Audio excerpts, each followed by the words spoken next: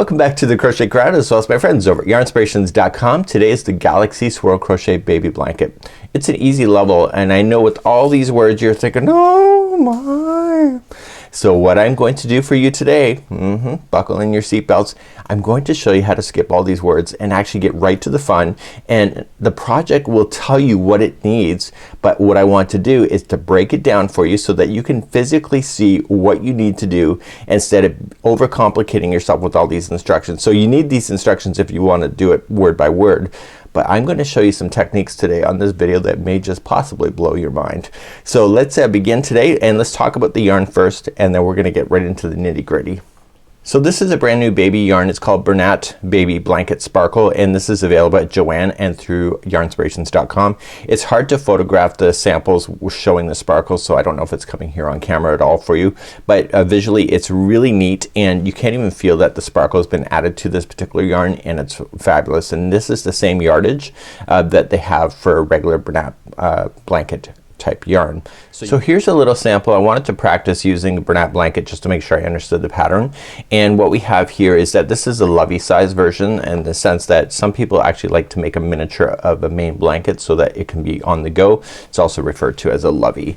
So what we have here is that we have the idea that we have a seam line here that you cannot see, and I'm going to be telling you why that's important. And if you can get out of your head that you're looking at a spiral and looking at a circle, you will be so much further ahead. The deal is that we have to get started to make this spiral, but once you get to just after this, it actually works in a circle in a pretty much continuous revolution. You're also going to notice is that when we go to finish, you'll notice that a portion of it here is just finishing, and then it finishes there, and then the pink here, see, it carries up and it finishes there, and etc. So now that you can see that, there's a method to the madness for this particular one.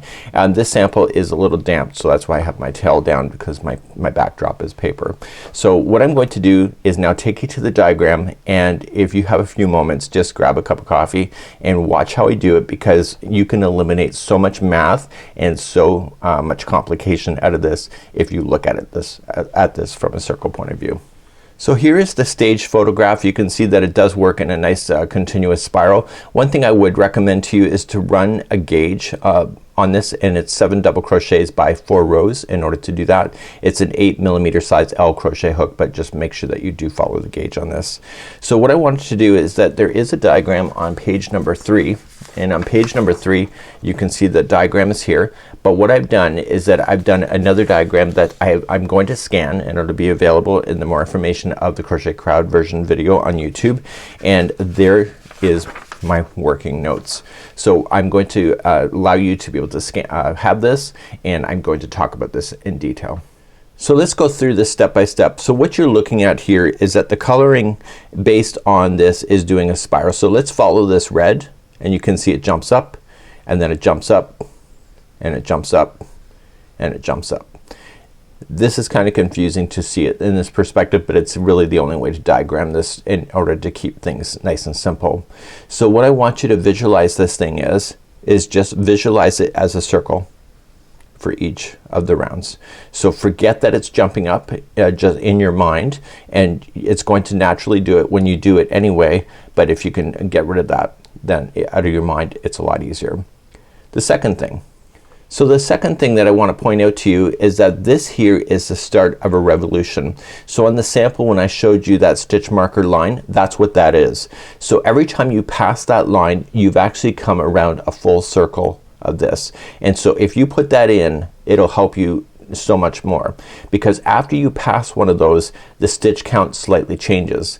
So what I want to show you here is that whenever you start a new section, so every color there, and there's only 3, has 4 sections. 1, 2, 3, 4. This is color 1, and then you have 1, 2, 3, and 4. That's color 2, and 1, 2, 3, and this is the 4th one for color 3. So each one of the sections has 4 particular points of like a clock. So if you can remember that, it's so much easier. But when we go to start, you're gonna see that we're gonna chain 4 to begin to start, and then we'll put the other 3, so that equals 4. So this is 1, 2, 3, 4. So these 4 then multiply and it turns into 1 2 3 4, and then it starts to grow on an access point like this. So every time at the end of each one of the access points it increases. So when we go to start, the other one here always increases. So if you do this section, it increases and increases and increases, and then it'll change color when we get over to color number 2. So if you can remember that it always does that, it's awesome. But the fabulous thing about this is that you can physically see where those two are in the row in the round below.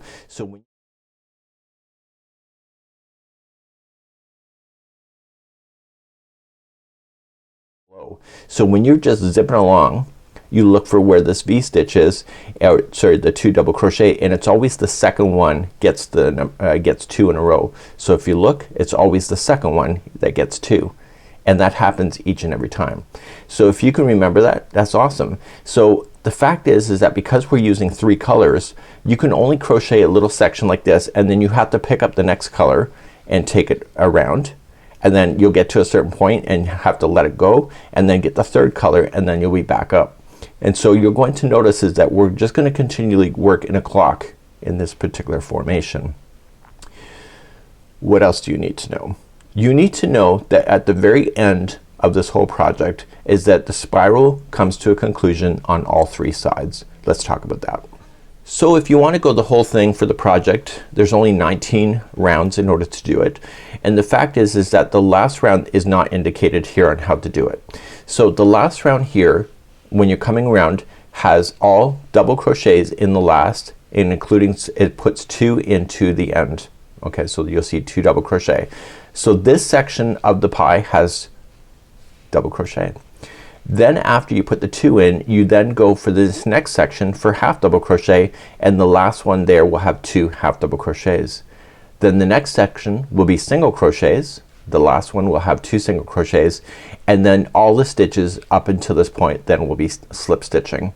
So this will happen for every color. So this is color 1, the same thing will happen on color 2 and 3, and so this particular color, whatever this is, it's going to just be coming to a conclusion. So you'll see that happening as we're going all the way around. So what I want you to do first and foremost is that I want you to get a stitch marker. So get a spare piece of yarn, and we're going to be marking this beginning center of this seam line here, and then we're gonna work sequentially, and hopefully I will show you enough so that you can do all of this, and then I'll show you the conclusion of that. So without further ado, it's an 8mm size L crochet hook. I'd recommend that you do gauge, and I'm using Peyton's Inspired with a 6.5mm crochet hook today, which is also a size K. Let's begin. So let's begin. Sorry, my hook is stained. It's not dirty at all. It's just overused, and you can see it's worn down. I know you think that I can afford new hooks, but you know, when you got something you like, who cares, right? So you want to start off with a slip knot. I always feel like I have to justify that. I just don't want to buy a hook every time. So I'm going to start off with a slip knot, and we're gonna start with color 1, and it could be any color that you wished, and you're just gonna chain 4. So 1 2 3 and 4. Now in the beginning chain way back here in the 4th back, I want you to put 3 double crochets there. So we have 1 and 2 and 3. So with the chain that we skipped over plus the other 3, that gives you the number 4. But wait, there's more.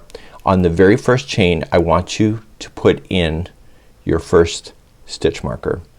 Okay, so your first and only stitch marker that you'll use, and this will represent the start of a round, and every time we pass this point we're going to move that up as we go. So we're just gonna let this hold, just keep a loop, and now we're gonna grab color number 2. So we're gonna grab color number 2. I just had to get it prepped and ready to go. So create a slip knot first, and in where the other ones are already in, this is the center of the ring, I want you just to place your hook into the ring and slip stitch it to attach it, and then chain 3. So 1 2 3. We only chained 4 last time because we're creating the center of that ring, and then I need you to do 3 more double crochet of this color. So 1 2 and 3. and then pull up a loop. So that was color number 2. Noticing that they're not attached to each other. Now I want you to grab the third and final color that you're going to use and create a slip knot. Go into the center. Do you notice I'm going right up over top of the other stragglers too? I'm capturing those underneath so that you don't have to sew those in later. So I want to attach and chain 3 and put in 3 more double crochet in there. So when you're done this round, none of the colors other than the center are attached to each other. And you're gonna pull up a loop and let's discuss. So if you've gone up over top of the loops or over top of the stragglers, just turn it around and just simply just cut those out. And if you haven't, just weave it in with the yarn tail, and I'll just do that and then we'll be back to talk. So we just finished with that lighter color. So I want to put that lighter color back on, and this is the start of a revolution, and I want to start with the color before this revolution so that I can get it to go up over top of this section. So when you go to look at the pattern, row number 2 has this that each one of the 4 will have 2 double crochets in it. So starting in the first one that's been marked with your stitch marker, I want you to place in 2 double crochets into that top of that turning top of that chain that you started with. So now that the 2 are in, I want you to move the stitch marker up to the first one of the grouping of 2, and this will indicate the start of a new round for when we come back around. Now each one of the remaining of the blue here, the darker blue, you're going to have 2 double crochets in it. Now because you are doing a continuous turn, you're going to notice that the yarn strands will tangle. So just once in a while, like almost every other row or round, you're going to want to turn the project in the opposite direction just to untangle. So the last one is the one where it's coming out of, and you're going to go right in there, and you'll put 2 in there.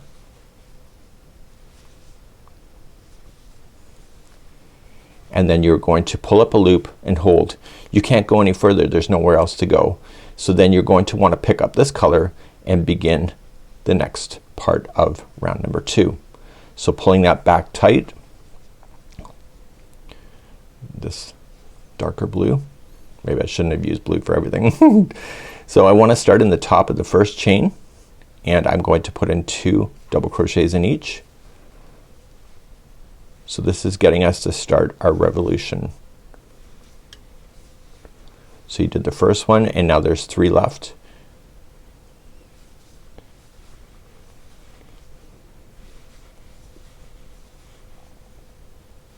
And then you come right to the one where that big loop is coming out of. That'll be your last one because you can't go any further.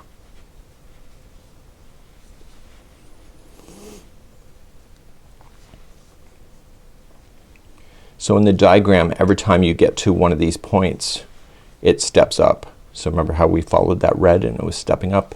This is kind of what that means. So once you get there, you can't go any further. Pull up a loop and then grab the new color that's available to you. Pull it back down to the project. And now as you're coming around, you're gonna do the last section here, starting in the first chain there, put 2.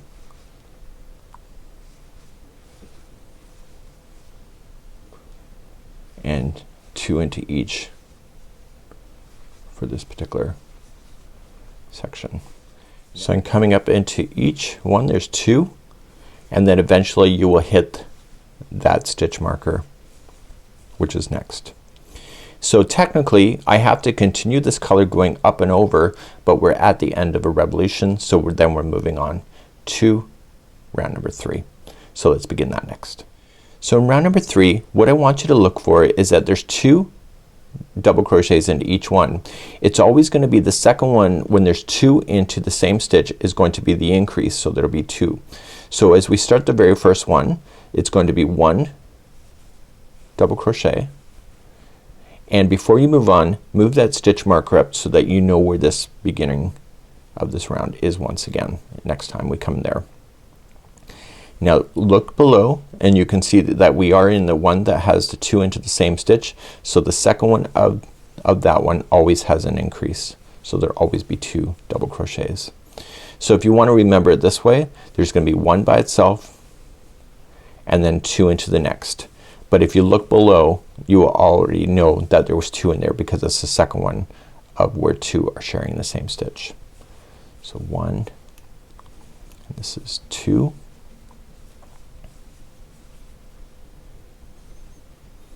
and then 1, and the last one is the one that loop is coming out of. There should be 2 in that one.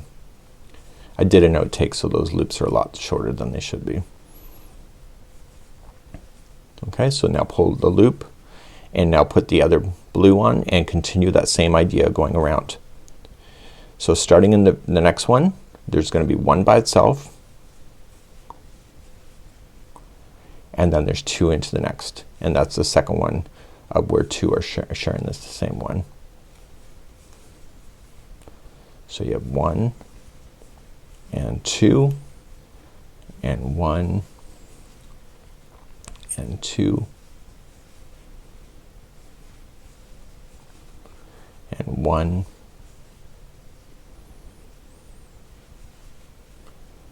and then the last one where that loop is coming out of, that is going to be 2.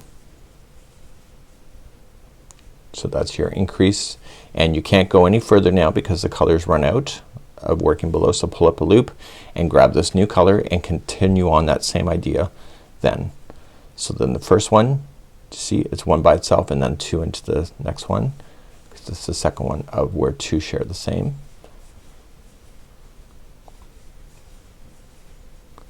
And then 1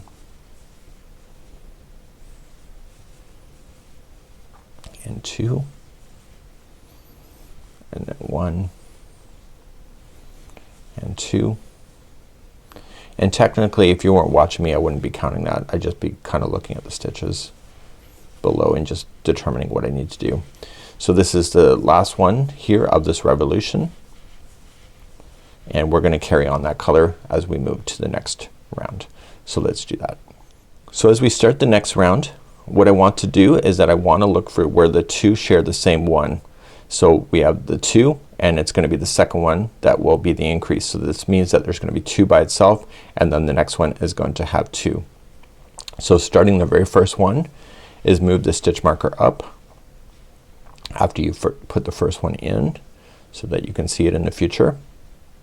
So the stitch marker gives you an indication that there's a stitch count change, and so then there's 1 into the next one, and this one has 2, so it's the second one of the 2 always has the increase. Okay, so when you look at it, you could just say to yourself 1 and 1, and then this is 2. So you're gonna do this all the way around, so I'll just be quiet as I do it.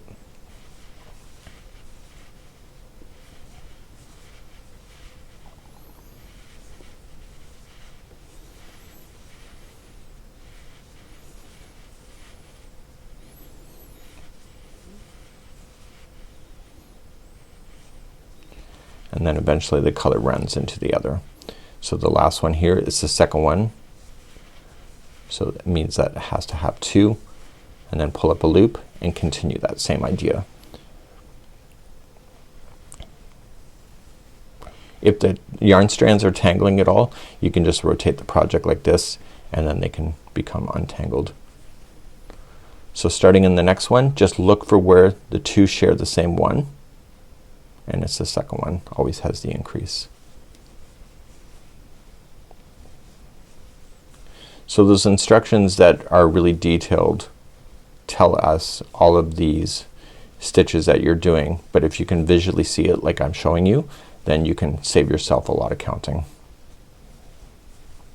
and just kind of manually throw in those increases when you can see it, and you should never go wrong.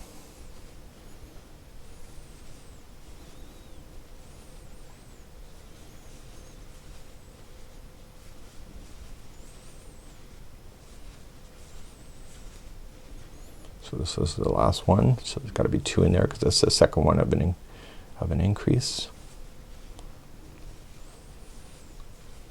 Pull up a loop, grab the new color,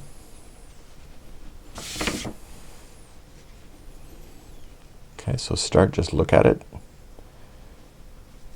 and because you can see where the start of the round is, you pretty much can guarantee it's always going to be the same counting until you get to that moment, and then it will change.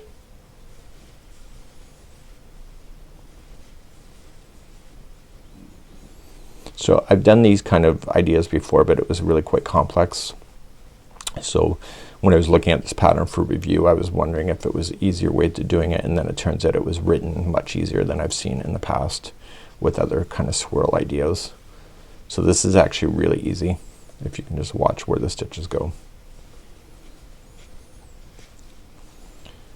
Okay, and visually looking. Okay, so that means that this is the end of this particular round. Neat, eh? So now you can carry on this color and take yourself into the next round.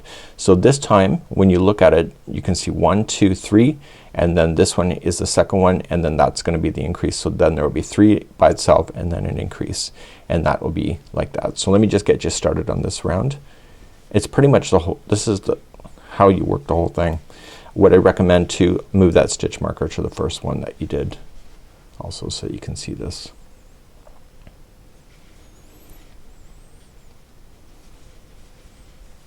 Okay, so this is the second one, so it has to have 2.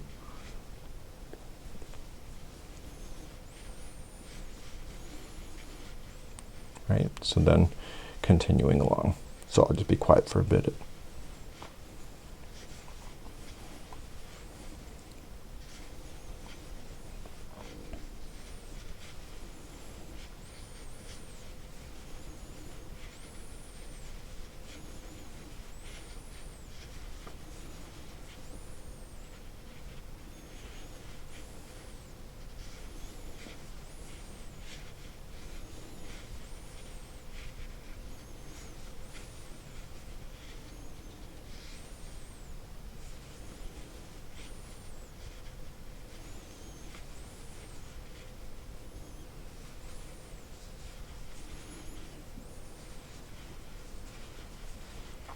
Okay, so that's the end of that color. Drop it and get the new color, and again continue along looking for those increased stitches, and the second one always gets 2.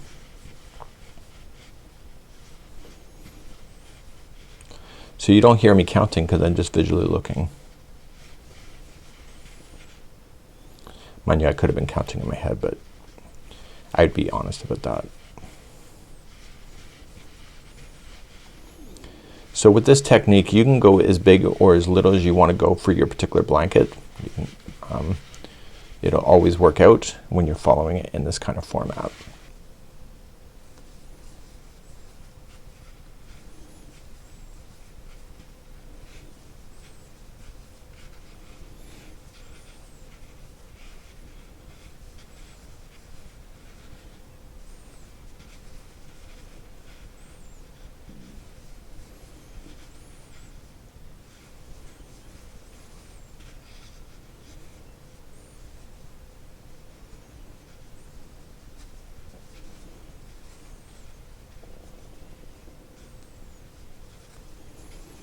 Okay, so I've done that section. Pull up, grab the new color,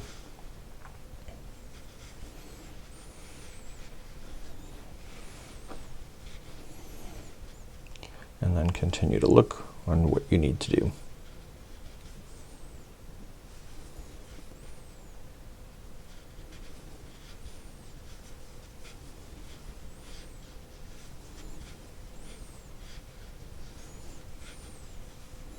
Pretty cool, right? So what you can do at this point is that you can pretty much understand the increase and to look for it, so you don't need to excessively count, as I mentioned before several times, I'm sure. And this is a really neat technique, but eventually the party will have to come to an end. So what I'm going to do is that I'm just gonna talk about just getting to the end, and then I'll talk about how to bring this to a conclusion as well. So we're just coming to the end of a revolution because we can see it with the stitch marker coming ahead, and that's where you would want to start a decrease, or sorry, start at the end of the round if you would like to finish your blanket off. Okay, so let's just stop here and let's discuss. And so the baby blanket has a total of 19 rounds. So you really honestly you can go as big as you want to as far as like just following it along, but you were able to tell by the stitch marker on what round that you were on, so you can actually physically see it in order to count those revolutions out. So that's kind of a neat idea, but eventually the party will come to an end, and so I want to take you back to the diagram just to explain one more time on how to bring it to a conclusion, just in case this is something you're interested in. And it doesn't matter where you finish, it's always going to be the same instruction. So let's show you that. So back to the diagram we go. So what we have here, remember that there's 4 sections per color. So these are the increases that you had when you were working through it. When you're ready to conclude your blanket, whether it's a lovey size or a larger baby blanket or even larger, each one of the 4 sections plays a factor. The first section will be all double crochets, and then including the increase, so you want to put your 2 double crochets into that second one. Then the next section here will be half double crochets, and then there will be 2 half double crochets into that increase at the second one. Then there will be single crochets.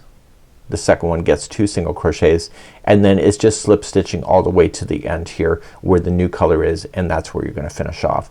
So you can see it doesn't matter where you finish. Just make sure that when you go to start this is that you're starting at the start of the end of a revolution, which has been marked with your stitch marker. So let's show you how to do that. So the counts that you have, the number of double crochets to get there, is irrelevant. You're looking for the pie shapes that you see. So when you're ready for the very end of this, what you want to do is that you're going to start with your first one, and again you're looking for your increases because that's the pie shape. So this is 1, this is 2, this is 3, and this is 4. So those are those 4 sections. So you want to start off, and you're going to start the very first section, and you're going to just do your double crochets that you already know how to do. And you'll do that until you see the increase, which is going to be coming up next. So this here is the increase. So you're gonna put 2 double crochets there, and then you're gonna move on to the next pie shape. So the next group here is going to be half double crochets. So we just do halves instead.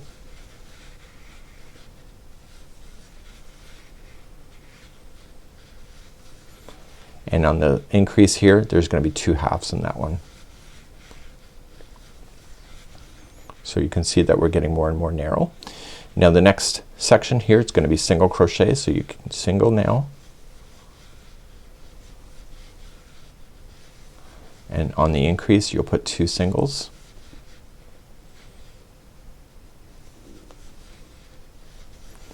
And then the very final section here, it's all slip stitching. You can make it singles if you wanted to make it singles as well, but that's how you would do it. And you'll go right to the very last one where that loop is coming out of, and then that's the end of the story. So you can safely cut that. So when you cut it, make sure it's long enough that you can use a yarn tail to fasten that in. So you're gonna grab another one. So let me just reiterate it again or show you. So you just start off with your doubles until you see the increase.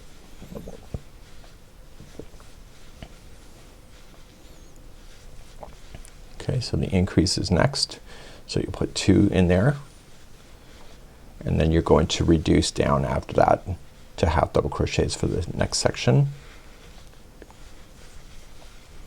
Again, looking for the increase so you know when to change the stitch. So this is the increase, so there will be 2 in that one. Okay, and now there's singles.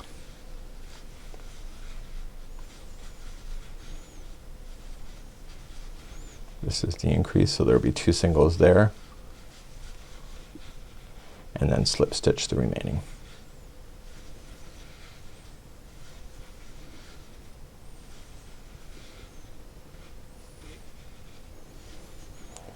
Okay, and once you get there, you can just cut that so that's long enough, and then we can use a tapestry needle, which I'll demonstrate. So pull that out, and then you'll do your final side.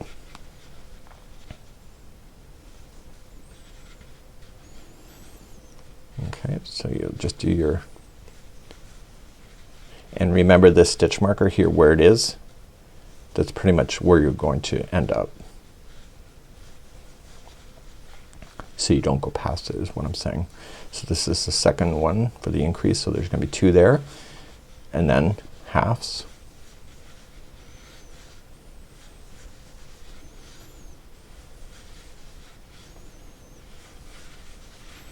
There's 2 into the next one, so there's 2 halves there.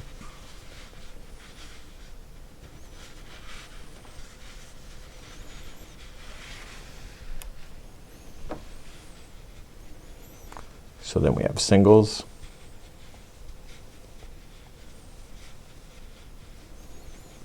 Okay, that's the increase there, so there's 2 there, and then the remaining all the way to the 1 of the last increase here will be slip stitching.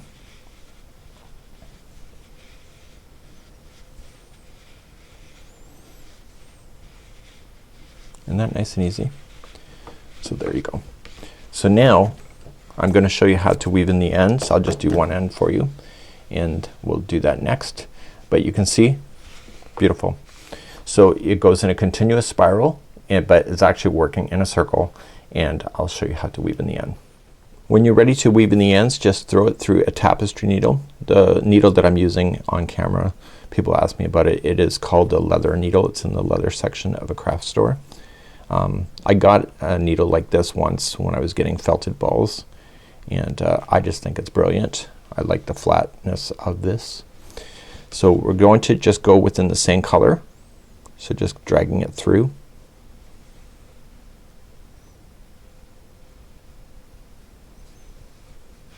So try not to come out the good side of the work, just stay to the back.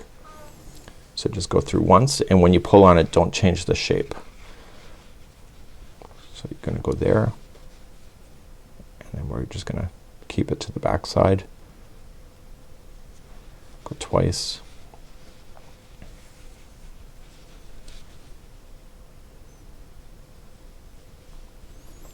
And then 3 times is a charm, and you're gonna want to do that with all your tails that you have. And you can officially take out your stitch marker, and that should help you get that complete spiral look, and it will be nice and finished off. And this would be how you do the Galaxy Swirl Crochet Baby Blanket. Have a good one, and we hope to see you again real soon. Bye bye.